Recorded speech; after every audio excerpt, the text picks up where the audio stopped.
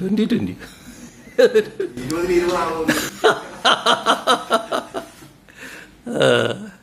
കോൺഗ്രസും ലീഗും നല്ല ഏകോദര സഹോദരങ്ങളായി UDF-നെ ശക്തിപ്പെടുത്താൻ ശ്രമിച്ചുകൊണ്ടിരിക്കുകയാണല്ലോ. ആ ശ്രമം അവർ നടത്തട്ടെ. അവരൊന്നിച്ച് നിന്നുകൊണ്ട് തന്നെ ഇത്തവണ നല്ല രീതിയിൽ പുറകോട്ട് പോകുന്ന സ്ഥിതി ഉണ്ടാകുമെന്നാണ് പ്രതീക്ഷിക്കാവുന്നത്.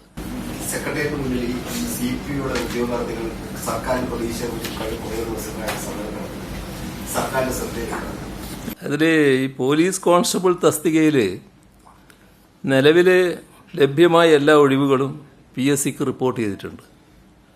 ഇതിൽ പുരുഷ വനിതാ വിഭാഗങ്ങൾ, പട്ടികജാതി പട്ടികവർഗ വിഭാഗങ്ങൾക്കുള്ള സ്പെഷ്യൽ റിക്രൂട്ട്മെൻറ്റ് എന്നിവയ്ക്കായി ആകെ 5635 ഒഴിവുകളാണ് റിപ്പോർട്ട് ചെയ്തത്. പുരുഷ വിഭാഗത്തിനുള്ള റാങ്ക് പട്ടിക 13/4/2023 നിലവിൽ വന്നത്.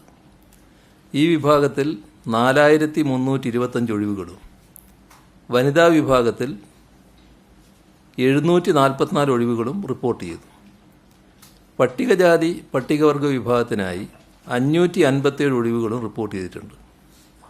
ഇതിൽ 2017 ഉത്തരവ് പ്രകാരം പട്ടികവർഗ വിഭാഗത്തിൻ്റെ പ്രാതിനിധ്യക്കുറവ് പരിഹരിക്കുന്നതിനുള്ള 396 തസ്തികകളും മുൻ റിക്രൂട്ട്മെൻറ്റിനെ തുടർന്നുണ്ടായ 31 ഒഴിവുകളും ഉൾപ്പെടുന്നു. 2023 ഉത്തരവ് പ്രകാരം 200 വനിതാ തസ്തികകൾ ഉൾപ്പെടെ 1400 താൽക്കാലിക പോലീസ് കോൺസ്റ്റബിൾ ട്രെയിനി തസ്തികകൾ 23/8/2023 ഒരു വർഷത്തേക്ക് സൃഷ്ടിച്ചു. ഇതേ തുടർന്ന് 1/6/2024 വരെ ഉണ്ടാകാവുന്ന ഒഴിവുകൾ കൂടി ശ്രദ്ധിക്കണേ. ഇതിനെ തുടർന്ന് 1/6/2024 വരെ ഉണ്ടാകാവുന്ന ഒഴിവുകൾ കൂടി മുൻകൂറായി പബ്ലിക് സർവീസ് കമ്മീഷൻ റിപ്പോർട്ട് ചെയ്തു. ഇതുവഴി 1400 തസ്തികകളിലേക്കുള്ള നിയമന ശുപാർശകളും മുൻകൂറായി ലഭിച്ചിട്ടുണ്ട്. ഇതിനു പുറമെ 5/1/2024 ഉത്തരവ് പ്രകാരം സൈബർ ഡിവിഷൻ രൂപീകരിച്ചത് വഴിയുണ്ടായ 155 ഒഴിവുകളിലേക്കും നിയമന ശുപാർശ ലഭിച്ചിട്ടുണ്ട്. പബ്ലിക് സർവീസ് കമ്മീഷനിൽ നിന്നും 5279 നിയമന ശുപാർശകൾ ലഭിച്ചിട്ടുണ്ട്. നിയമന ശുപാർശ ലഭിക്കുകയും നടപടിക്രമങ്ങൾ പൂർത്തിയാക്കുകയും ചെയ്ത 3595 പേർ പരിശീലനം നേടിവരുന്നു. അവശേഷിക്കുന്ന നിയമന ശുപാർശകളിൽ വെരിഫിക്കേഷൻ നടപടികൾ പൂർത്തിയായി വരുന്നു. റിപ്പോർട്ട് ചെയ്യപ്പെട്ടവയിൽ വനിതാ വിഭാഗത്തിനുള്ള 50 ഒഴിവുകൾ ഉൾപ്പെടെ 356 ഒഴിവുകളിൽ നിയമന ശുപാർശയ്ക്കുള്ള നടപടികൾ പുരോഗമിച്ചു വരുന്നു. അപ്പോൾ ആകാവുന്നതെല്ലാം സാധ്യമായതെല്ലാം ഈ കാര്യത്തിൽ ചെയ്തിട്ടുണ്ട്.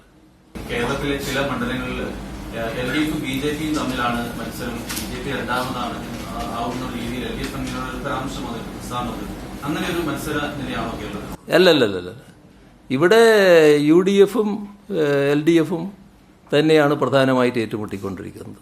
അതിൽ LDF ആണ് മികച്ച വിജയം കരസ്ഥമാക്കാൻ പോകുന്നത്. BJP-ക്ക് കനത്ത രീതിയിലുള്ള പുറകോട്ട് പോക്ക് ഈ തെരഞ്ഞെടുപ്പിൽ സംഭവിക്കുകയും ചെയ്യും. 2020